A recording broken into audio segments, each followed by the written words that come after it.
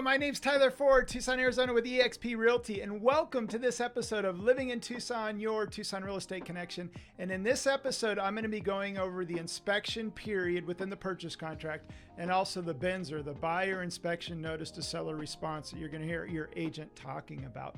And this is the most crucial, critical portion of the home buying and selling process, and it creates the most amount of confusion. So I'm going to do my best to make sense out of it and walk you through the inspection period and the BINSR, whether you're the buyer and or the seller.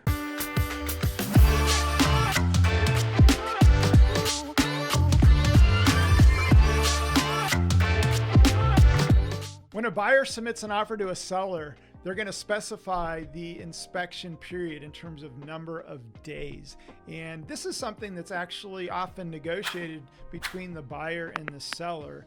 Because if you think about it, a buyer typically wants a longer inspection period and a seller wants a shorter inspection period. And the reason a buyer wants a longer inspection period is they just want to do a really thorough job and know what they're getting into. On the other hand, sellers typically want a shorter one because they don't want the property tied up to potentially fall out of escrow and have to waste all those days and inspections and things like that to have to put the property back on the market, losing those days on market. But within the purchase contract, it's section 6A, line 213. It has 10 days as the standard, and as a buyer, you can change it to be fewer or more.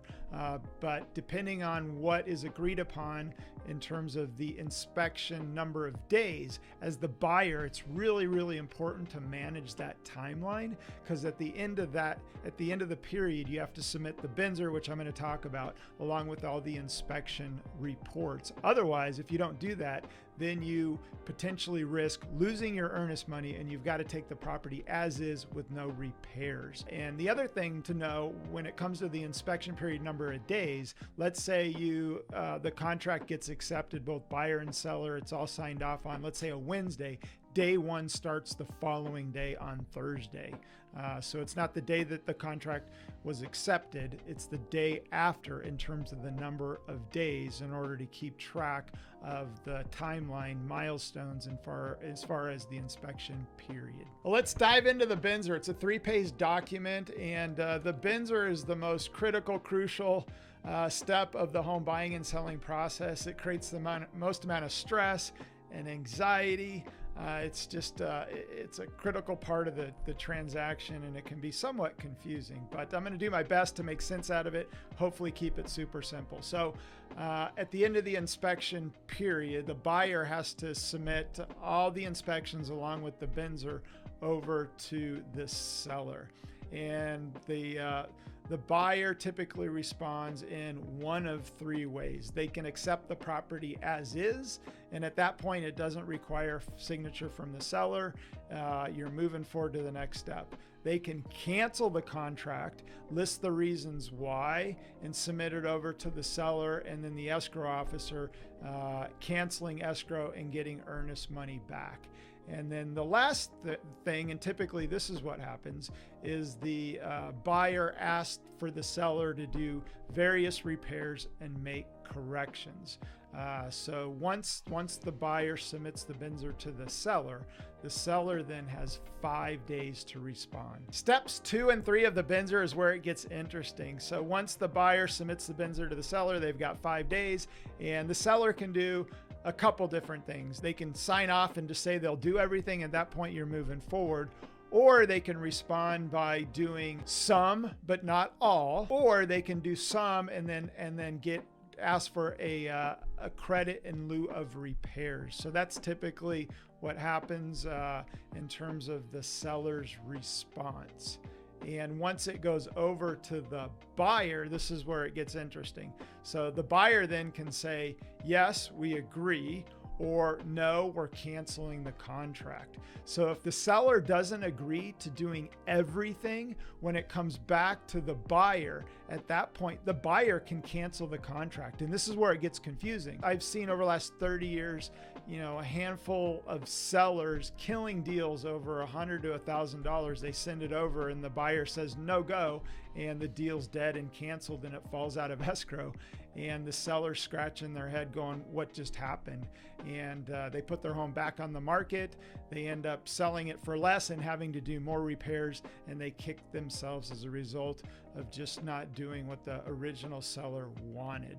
So it's really important as the seller to keep a level head, not let the ego and emotion get in the way, and really think through the process when responding. And one thing that I like to do as the buyer's agent, and even on the sales side as the listing agent, is pick up the phone and call and have some back and forth conversation with the other agent verbally, and just say, hey, here's where we're at. Do you think it'll fly before you send it over? So level heads, cool heads prevail when it comes to the BINSR. It can be a stressful, kind of confusing process, especially if you're on the sales side in terms of getting through it.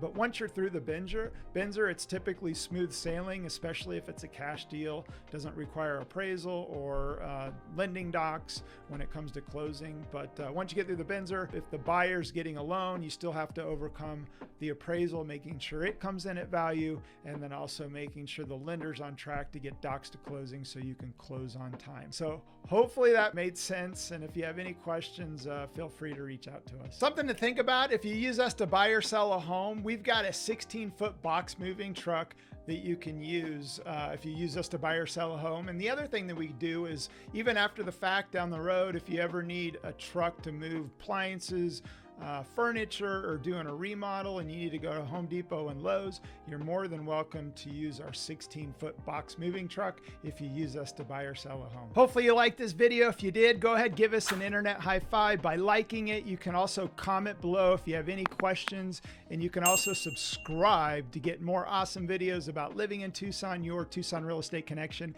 And in the show notes below, there's a link that will take you over to a blog post that will walk you through the entire process and show you the BINSR and the purchase contract, so you can read the various things within the BINSR and the contract. So again, if you have any questions, go ahead, comment below.